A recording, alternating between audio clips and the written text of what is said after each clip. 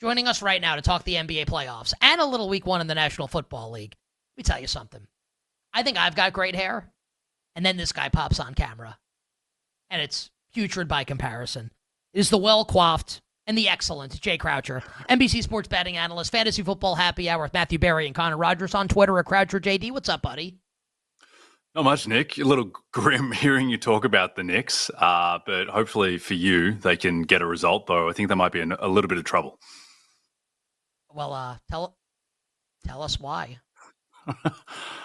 I think the thing with the Knicks is they're a worse team than they were last year, despite the talent level just indisputably getting higher.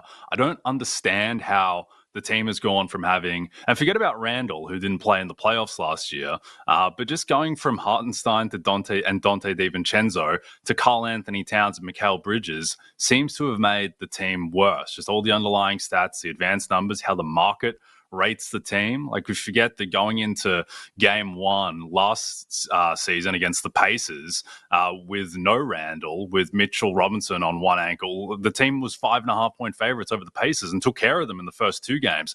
I don't feel good about the team taking care of the Pacers if they do get that far. And I think the thing with the Celtics is that, yes, Tatum going down is obviously a huge blow to them and makes them inarguably worse. But they do have a lot of guys who can scale up. Your man, the third greatest player of all time in NBA history, Derek White, he can clearly scale up. The best. Just being able to give Peyton Pritchard just an extra 20 minutes to backfill some of Tatum's offense is just a luxury that pretty much no other team has. The defense is still awesome. In the competitive portion of the game last night, the Knicks shot 13 of 45 on twos. That's insane that they weren't able to generate anything inside the arc, which kind of diminishes the three-point variance a little bit. So I think Boston's just a very good team. I think the fact that Tatum goes down, there is a residual benefit where it forces Boston to actually play the way that they want to play. Like, the ball movement was incredible last night, just whirring all over the place. Please. So I think you might be in trouble. Can we not? No. Can we?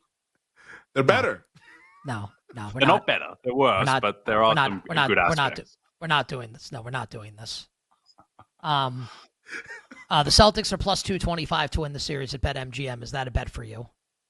It's not, but I think it's right on fair price. I think that this line is, if it's going to stay 2.5, 2, and then I think we go back to game 7 and you're looking at Celtics minus 4.5, minus 5. I know that last night was 5.5, but there was a ton of zigzag, and the fact that the Knicks didn't need that game, which was boosting the line for the Celtics a bit. But look, I think the Knicks are going to win the series just because they've got two cracks at it. But I think these are two very evenly matched teams, and you're looking at two games that are going to be in the neighborhood of a coin flip. And I just don't trust this Knicks team. Like, Nick, why do they not run offense? Like, what plays do they run? Like, it's just Jalen Brunson playing Brunson ball, occasional post up to Cat, and then throw the ball to Mikal Bridges with 7 seconds left on the shot clock and have him take a leaner, which he's good at, but they just don't run plays. And I just don't. And the offense has been terrible all playoffs. They got like a 109.8 offensive rating for the playoffs.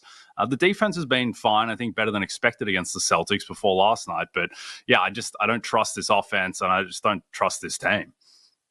I'm trying to like wear like the last 90 seconds of my life, where it's like worst 90 seconds of my life.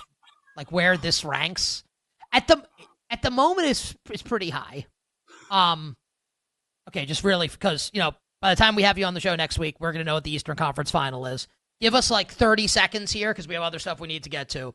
So you're like Indiana against the Knicks, right? If that's the matchup. What about Pacers Celtics if that's the matchup? Like, is Indiana going to the NBA Finals? I don't think so. I think the Celtics would beat them just by virtue of having home court being a big advantage, and also just the level of the best player pops his Achilles. They're going to the finals. They're a really good team. Like, the thing with the Celtics is they have all these guys who can scale up, and no one was paying attention. But Luke Cornett didn't become a good player last night. He's been a good player all season, and his role can increase too. The fact that it's also with the Celtics, Nick, and this is why it'll be an ultimate disgrace if the Knicks do lose this series. It's not just that they're missing Tatum. you could argue their third best player is Kristaps Porzingis, who also isn't there. He's there in body, but not in actual spirit. Porzingis, I mean, the advanced stats on Porzingis the past 2 years is he's been the second best player on the team when he's been on the court. So the fact that the Celtics could arguably be down their two best players and they still blow the Knicks out by 26 last night. They're only 2-point dogs effectively with the juice on the 2.5 in game 6. It's just an indictment on how the Knicks have evolved this season. Because the thing is, last year, the Knicks were the ultimate feel-good team, the great underdog story. They played harder than anyone else. I just don't understand where that has gone, and just mainly, where has their offense gone? Because they've got more talent than last year, but they're somehow worse. Who wins tomorrow night, Knicks or Celtics? I think Knicks, just because home court and the Celtics coming down a little bit from Game 5. But I truly do think it is a coin flip. And I think the line is correct with the Knicks being effectively 2-point favorites. But if you lose this game, Nick, and you go back to Boston for Game 7. Yes, thank you. Big trouble. You made the case earlier. You basically made the case earlier that the Celtics are better without Jason Tatum. You want to make the case that it's actually a good thing that Jamal Murray has an illness. It's not a good thing. You'd want Jamal Murray to be fighting. It's a flu game. Is it? Yeah. Will Jay Croucher come on a show tomorrow and say, "Let me tell you why it's good that Jamal Murray's sick," pending the results of tonight's game? Jay's the best. On Twitter, Croucher JD, NBC Sports betting analyst. Check him out on the Fantasy Football Happy Hour with Matthew Berry and Connor Rogers. My friend, we appreciate you. I appreciate you. We'll talk to you next time. Good luck to the Knickerbockers, Nick. Thank you, Femi. Thank you, Nick. Sir. Thank you, sir. I'll tell you, man. Fun? The series is messing me up. Like I'm not joking. It really is.